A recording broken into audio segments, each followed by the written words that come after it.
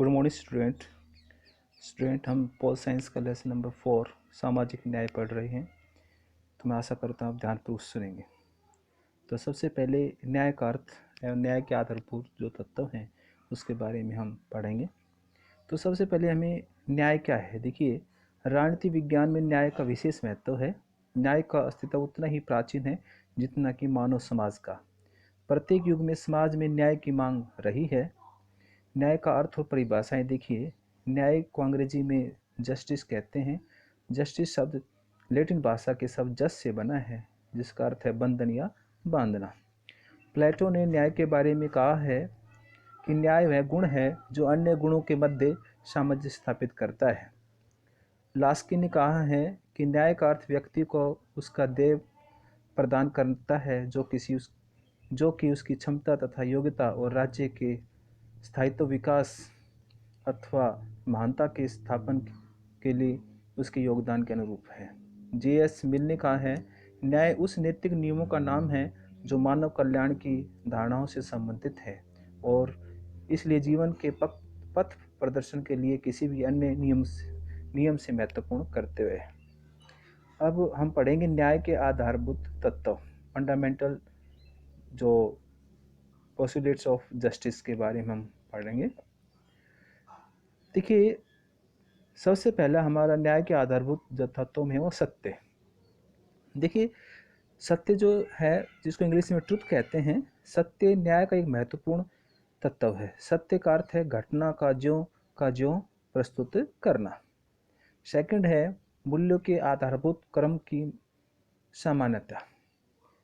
देखिए इसका अर्थ यह है कि प्रत्येक मामले में न्याय की एक ही धारणा लागू की जानी चाहिए। अलग अलग मामलों में न्याय की विभिन्न धारणाओं को लागू करना उचित नहीं है। फिर है थर्ड पॉइंट है कानून के समक्ष समानता, इक्वलिटी बिफोर लॉ।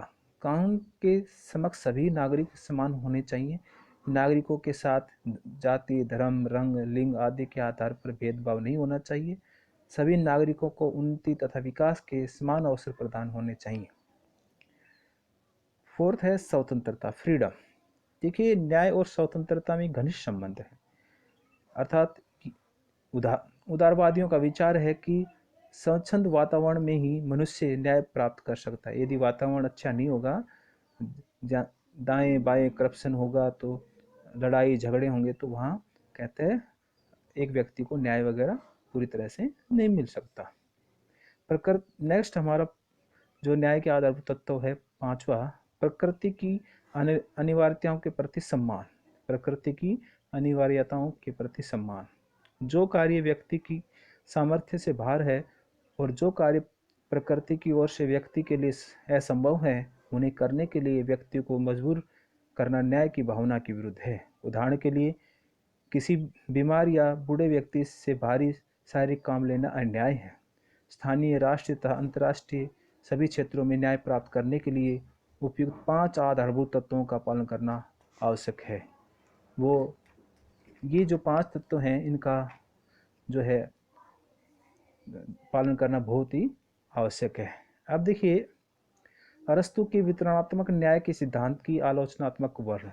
अरस्तु ने वितरणात्मक न्याय के बारे में क्या कहा है, देखिए सभी यूनानी दार्शनिकों ने न्याय की धारणाओं को बहुत महत्व दिया, क्योंकि न्याय यूनानियों के लिए 4 सद्गुणों में से एक है। परंतु न्याय की धारणा भिन्न भिन्न विचारकों ने भिन्न भिन्न पाई जाती है। यूनानी विचारकों में इस विषय पर काफ़ी मतभेद पाया जाता है कि वास्तव में न्याय की परिभाषा क्या है। देखिए सिफिलिस के अनुसार सत्य बोलना और ऋण चुकाना न्याय है। सिल्फिस के पुत्र पोलेमार्क्स ने इस मत से थोड़ा सा परिवर्तन करके कहा है कि न्याय प्रत्येक व्यक्ति को उसका उचित अधिकार है। ग्लोकन ने कहा है न्याय दुर्बल व्यक्तियों का हित है। प्लेटो के समान अरस्तु ने भी राज्य के लिए समस्त शासन तंत्रों के लिए न्याय को अनिवार्य तत्व माना है। उसने अपने ग्रंथ पॉलिटिक्स एथिक्स में अपने न्याय संबंधी विचारों का वर्णन किया है।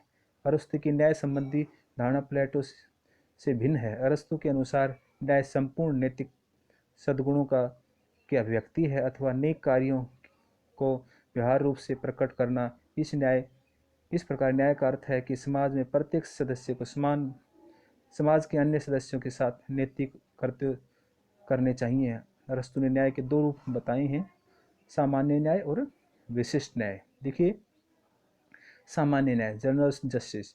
सामान्य न्याय संपूर्ण अच्छाई या निरपेक्ष सत्य है, पर समाज में निरपेक्ष सत्य का हित संभव नहीं है, इसलिए यह उस पूर्ण हित या अच्छाई की अभिव्यक्ति है जिसे कोई भी व्यक्ति अधिक से अधिक अपने पड़ोसियों और साथियों की प्रति कर सकता है। सामान्य न्याय में इस प्रकार नैतिक गुण एक अच्छाई से सब काम आ जाते हैं। अरस्तु के अनुसार कानून में सामान्य न्याय आ जाता है। अरस्तु ने लिखा है, न्याय का सद्गुण, जिसमें अन्य सब सद्गुण शामिल है, सामाजिक संबंधों के लिए सक्रिय रहता है। अतः सामान्य न्याय का सिद्धांत राजनीतिक समाज के अस्तित्व के लिए एक महत्वपूर्ण आवश्यक तत्व है। अब विशिष्ट न्याय। विशिष्ट न्याय से अरस्तु का अभिप्राय भलाई के विशेष रूपों से है। इस न्याय को अरस्तु अनुपातिक समानता के अर्थ से लेता है।